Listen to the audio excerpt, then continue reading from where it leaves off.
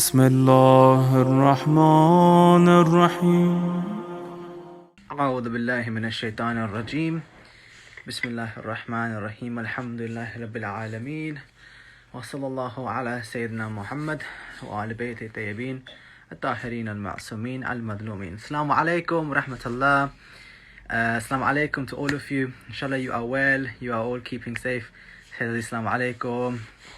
And hopefully you have started your new week, inshallah, with joy and with rahmat of Allah. And our dear guest, my dear brother, my best friend is joining us now, inshallah, brother Alisghar Khimani. So we are so happy to have him on the podcast, inshallah. Assalamu alaikum, Alisghar, how are you? Salam wa rahmatullah. I'm good, how are you? Alhamdulillah, I'm blessed. The Instagrams are working okay, yes, all good. I've just never used it before, man. Yeah, that's nice, bro. Move a little bit closer, I think, just to get the sound. It's okay, yeah? There we go, mashallah. A face like that should not be too far away. It's not fair to the viewers, inshallah. Assalamu alaikum to all of those of you who have joined in, inshallah. Alaikum salam to those of you who are here. Allah bless you. For those listening after, inshallah, thank you so much for joining. Brother Alisghar, how are you keeping? How's your health? How's your family? How's everything going? Not too bad, alhamdulillah. I'm doing well. How are you? Alhamdulillah, I'm okay. But the viewers should know we met yesterday. You know, this is just so they know that me and Alisghar are very close friends. But I'm so grateful that you agreed to pick a day for the podcast, inshallah. So thanks for accepting, inshallah. How is Shahr Ramadan going for you? How is the holy month? How is Ramadan been for you? It's been good. The thing is, this last year and the years before, with Fajr, you could kind of get away with sleeping after Fajr and going to work, and you couldn't do that this year. So it was a bit different. I had to sleep before Fajr and after Fajr. But alhamdulillah, it's been good. It's been all right. Managed it well. It's always a blessed time in terms of trying to reset your life, try to reconnect. So alhamdulillah, it's been good. How are you finding it? You've been running around a lot, I see. Yeah, well, sleep is the thing. You mentioned it, right? Sleep is the difficult thing. Obviously, there are the aadi, like the Ramadan and the goals we set and our temptations and all those things.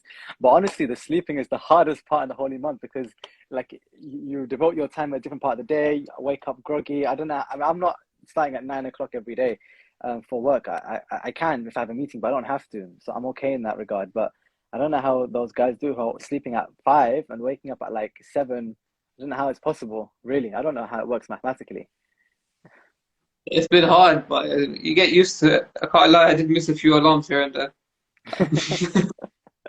But you're right on the whole, and it was what's. I missed a few meetings here and there. I'm not gonna lie. Like in the beginning of Ramadan, I was still getting used to it. I think I slept for a meeting or two, and I was just pretending that I was there. Like, it does happen. There were online meetings, so what are you gonna do, inshallah? This part, like, because we're just after halfway point, I think, of Shahr Ramadan. I think it was 15th yesterday, or yeah.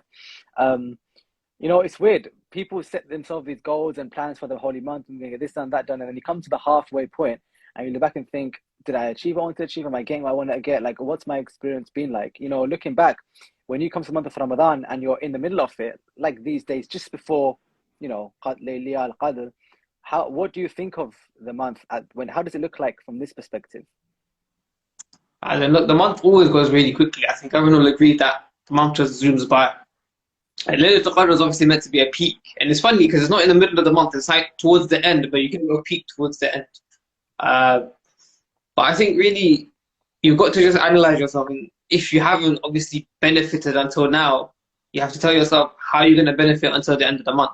The Layali al-Qadr. Now, our narrations say look for Layali al-Qadr in the last 10 nights, right? Now, obviously, we have narrations from Imam al-Baqir and Imam al-Sadiq which say, 21st or 23rd. There's an interesting narration where the companion asks Imam al-Baqir, surely you know which one is it? And Imam al-Baqir said, is it that hard to do ibadah on 2 nights rather than 1? Our life, yeah. Look for it. Look for the holy night. And so, for me, what I normally do in the last 10 nights, I try to do anyway, is in all 10 nights, try to do some a'mal. Try to do some tasbih, or try to do some a'mal in those last 10 nights. And what you'll find is actually that, it starts to become more habitual or more kind of powerful.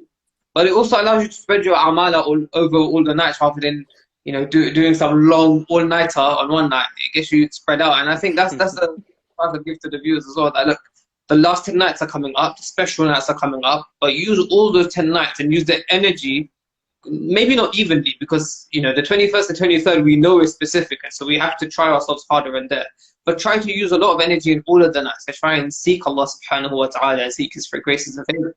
And see how things go with Shahr Ramadan. That first day of Shawwal, you can actually feel a bit more newborn, a bit more rejuvenated in a spiritual sense. Even those days that are not 21st and 23rd, which are recommend, like the what about odd you? number days. What do you do in the last 10 nights? Yeah. By the way, can you hear me? I think there's a bit of a delay. Can you hear me? Yeah. There's a bit of a delay sometimes. Yeah, I don't know why. I can hear you though. Am I good now? Yeah. Yeah. Okay. Yeah, it's like a 1 second delay, so I'll think about that. No, for me, it's what you're saying. It's like, okay, even if you're doing the maddest marathon night on the 21st, like your sunset until sunrise, you're going full out, you still won't finish every dua, honestly. You just won't. And you won't finish every recommended surah, or you just won't get there. So it's like, okay, the bits that, looking back, that you didn't get done, do them on a 25th or 27th, like doing one of them ones, because you still have these nights of Qadr, which even though they're not the most recommended, they're still blessed nights, and you can spread it out. Spreading out makes sense because as insan, that's how we naturally are. I think we are.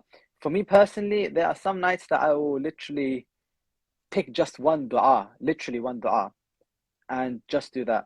And sometimes, okay, not like a tiny dua, but yeah. And then I for Layal Qadr, in our community we do them jami'an, right? Which is okay, but I can't do that for all the nights. I can't. So I might do one in the other center, which two, and then a third one for me. That's how I try and do it. This year we'll see. I'm trying to do the same. Do you get what I'm saying between having the group a'mal and the single a'mal?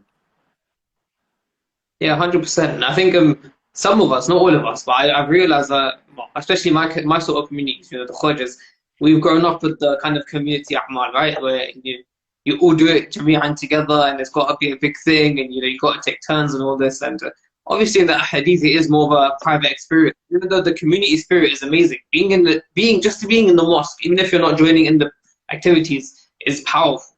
Being in the house of Allah, the house of the Ahlulbayt. So I'd say obviously attend the center, just because the environment is different to being at home. You don't get the same environment at home, no matter what you try. But yeah, we kind of normally do everything jami'an, whereas it's nice to have some time to do things. And I think one thing that we forget on Layali al-Qadr is one of the most important a'mal is actually to seclude yourself and reflect for a little while. That's what most people forget, to seclude yourself and to actually reflect or think for a little while. And fasting sometimes helps you maintain more silence. And silence is obviously the garden of thought, according to the hadith of the Ahlulbayt, and as we know. And I think in this generation we appreciate silence more as well. So silence, when you think of silence first as a kid, it's not talking.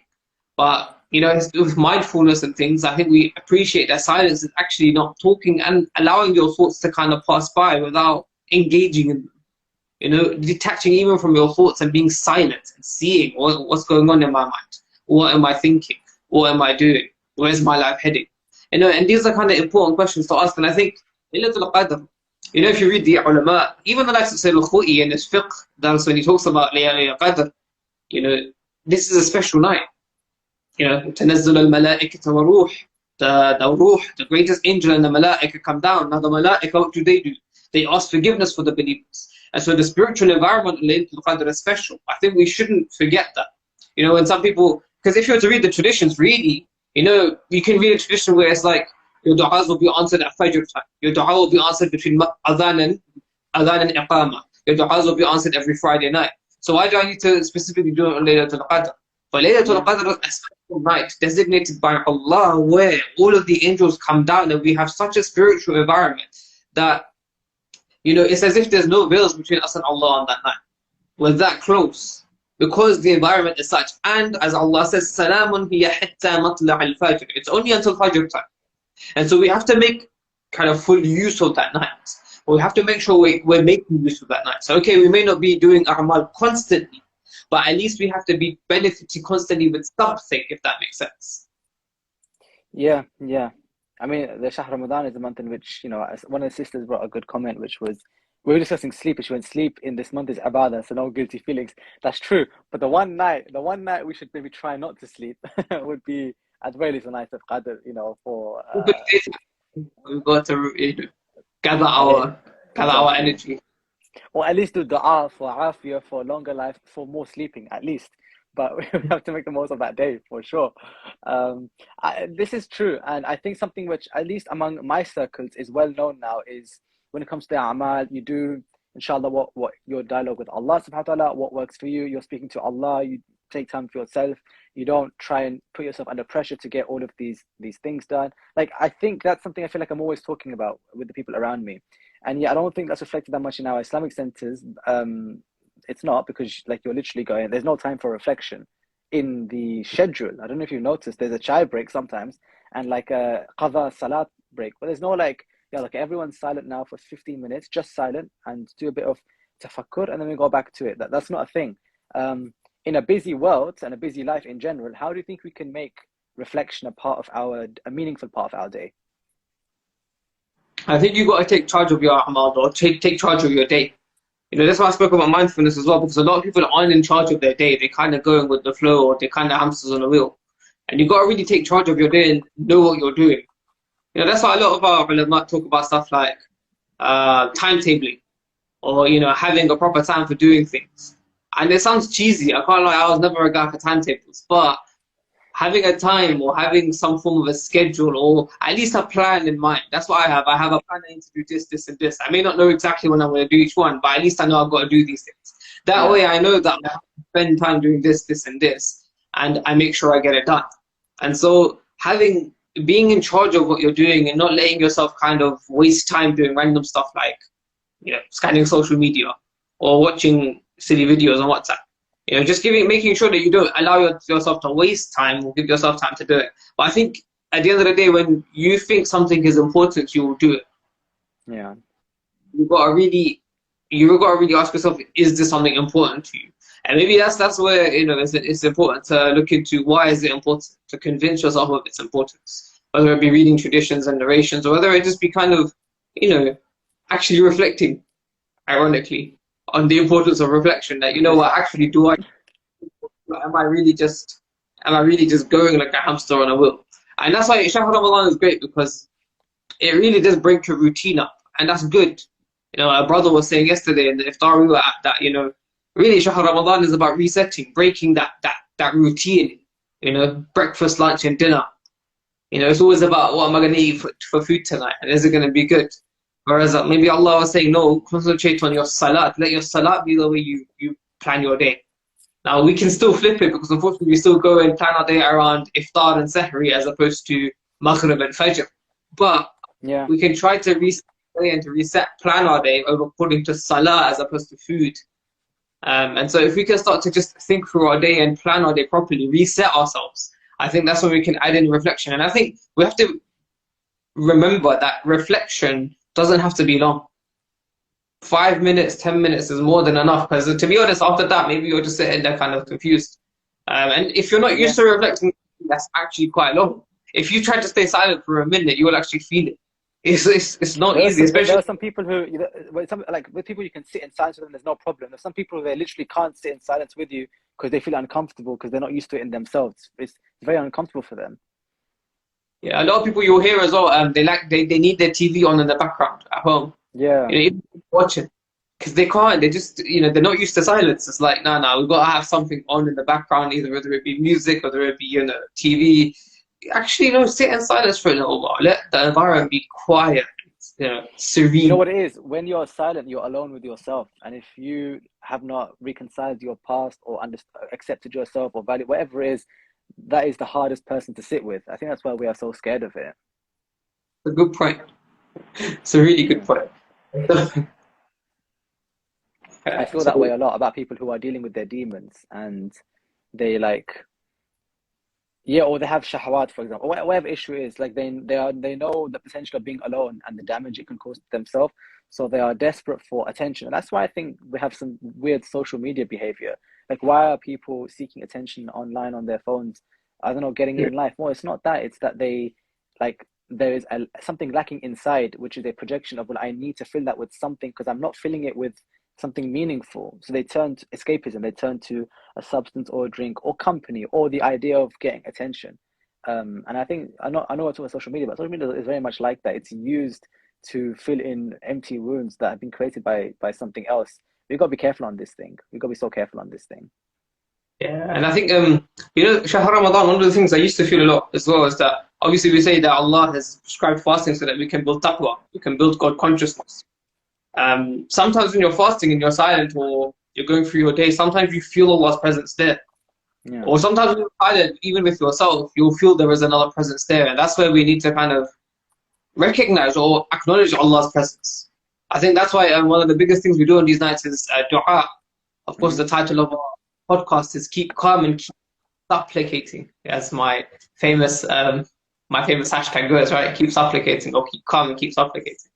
And dua is actually is really like, powerful. I think most of us understand dua, but maybe we just forget the impact it can have. But dua is like a walkie-talkie device that you use to speak to Allah at any time. And I think actually, while when you're reflecting, sometimes you might talk to yourself, and that's obviously not a bad thing. Sometimes you need to talk to yourself and give yourself a pep talk.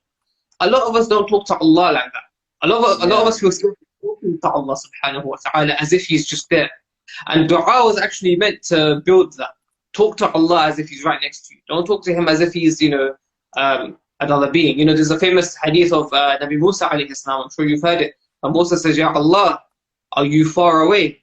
Anta ba'idun fa'unadik. Are you far away so I should call you? Or anta qaribun fa'unajik. Or are you close so that I should do munajat and whisper? And Allah simply says to Musa, Ana jalisu man dhakarani. I sit next to the person who remembers Allah. And so really, Allah is only far if we make Him far from us.